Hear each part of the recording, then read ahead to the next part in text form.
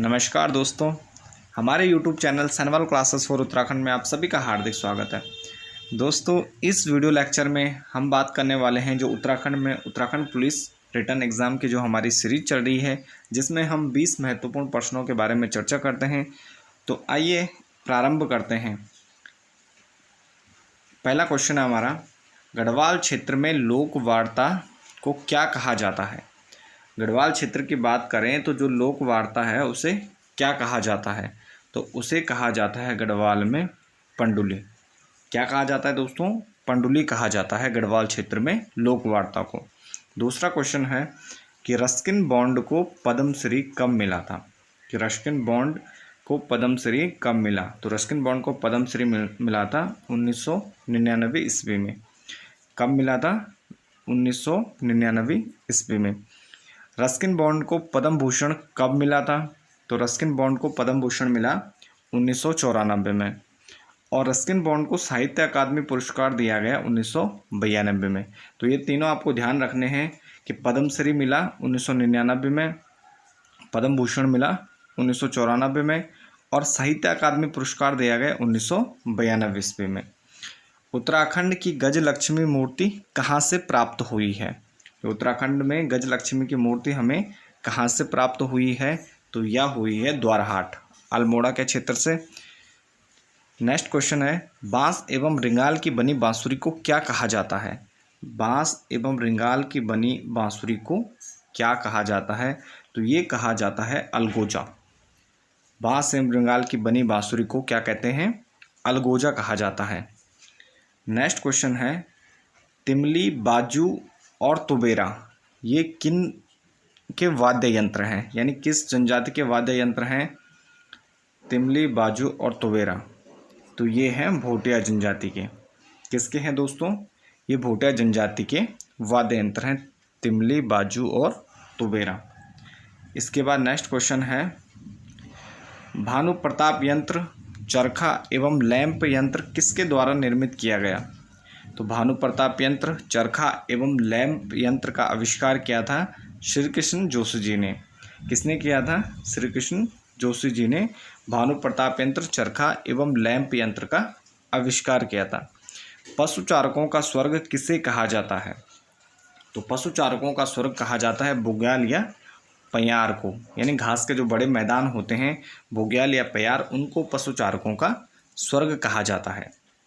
Next question है कि उत्तराखंड में अनुसूचित जाति यानी एससी के लिए कितना आरक्षण है। तो उत्तराखंड में अनुसूचित जाति के लिए सरकारी सेवाओं में जो आरक्षण की सीमा है वह है 19%। और इसके साथ बात करें एसटी यानी अनुसूचित जनजाति और अन्य पिछड़ा वर्ग ओबीसी की, तो एसटी के लिए है 4% और ओबीसी को मिलता है 14% का आरक्षण प्राप्त है। नेक्स्ट क्वेश्चन है कि चंदों के समय राजा की ज़मीन को क्या कहा जाता था। यानी चंदों के समय जो राजा की ज़मीन होती थी उसे औताली कहा जाता था।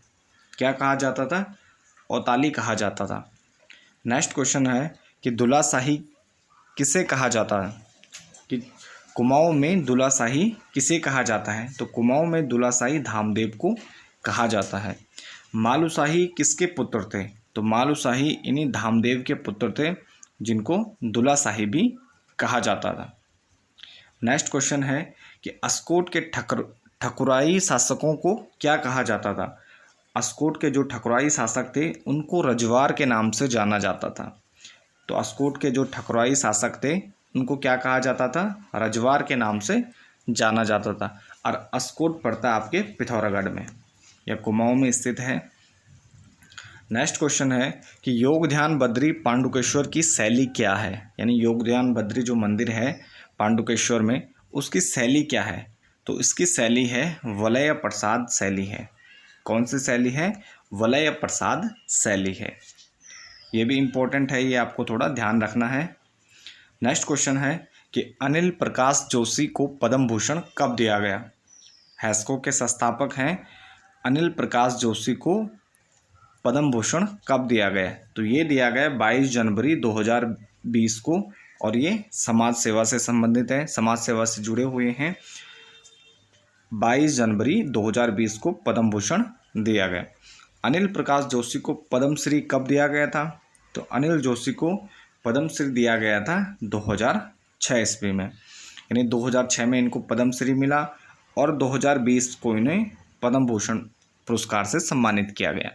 नेक्स्ट क्वेश्चन है दोस्तों, हैस्को के संस्थापक कौन है? तो हैस्को के संस्थापक कौन है? अनिल प्रकाश जोशी हैं। इन्हीं के द्वारा हैस्को की स्थापना की गई है और इसका मुख्यालय प्रेम नगर देहरादून में स्थित है। नेक्स्ट क्वेश्चन है कि मैती आंदोलन किसने चलाया था? तो मैती आंदोलन ये चलाया था कल्याण सिंह रावत ने 1996 ईस्वी में। तो मैती आंदोलन के प्रणेता किसे कहा जाता है? तो ये कहा जाता है कल्याण सिंह रावत जी को, और इन्होंने 1996 में ये मैती आंदोलन चलाया था और ये मैती आंदोलन पर्यावरण से संबंधित है। नेक्स्ट क्वेश्चन है कि भारत का सबसे लंबा सस्पेंशन ब्रिज कौन सा है? तो भारत का सबसे लंबा सस्पेंशन ब्रिज ये है डोबरा चांटी पुल और ये टिहरी में स्थित है। डोबरा चांटी पुल की लंबाई कितनी है? 750 मीटर इसकी कुल लंबाई है, और अगर हम मुख्य भाग की बात करें तो मुख्य भाग की इसकी लंबाई 440 मीटर है और यह पुल जोड़ता है टिहरी को प्रतापनगर के क्षेत्र से जोड़ता है। टिहरी को प्रतापनगर के क्षेत्र से यह जोड़ता है, यानी यह झील जो टिहरी डैम है उसके ऊपर यह बनाया गया है।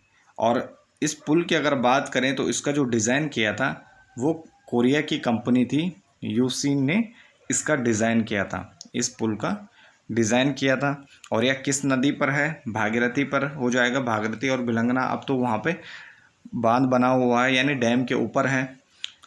और इसका उद्घाटन कब हुआ? उद्घाटन की बात करें तो 8 नवंबर 2020 को। ये भी इम्पोर्टेंट क्वेश्चन है दोस्तों, कई बार पूछा जाता है कि डोबरा चांटी पुल का उद्घाटन कब हुआ? तो ये 8 नवंबर 2020 को हुआ और इसकी कुल चौड़ाई क्या है? 7 मीटर है। इसकी कुल चौड़ाई है 7 मीटर। प्रसिद्ध लेखक मंगलेश डबराल जी का निधन कब हुआ? मंगलेश डबराल जी का निधन कब हुआ? तो ये इनका निधन हुआ था 9 दिसंबर 2020 को। 9 दिसंबर 2020 को मंगलेश डबराल जी का निधन हुआ था। पहाड़ पर लालटेन पुस्तक के लेखक, तो पहाड़ पर लालटेन पुस्तक के लेखक कौन है? मंगलेश डबराल जी हैं। पूर्व सीडीएस बिपिन रावत जी का निधन कब हुआ? जो पूर्व में हमारे सीडीएस थे बिपिन रावत जी, उनका निधन कब हुआ? तो ये 8 दिसंबर 2021 में।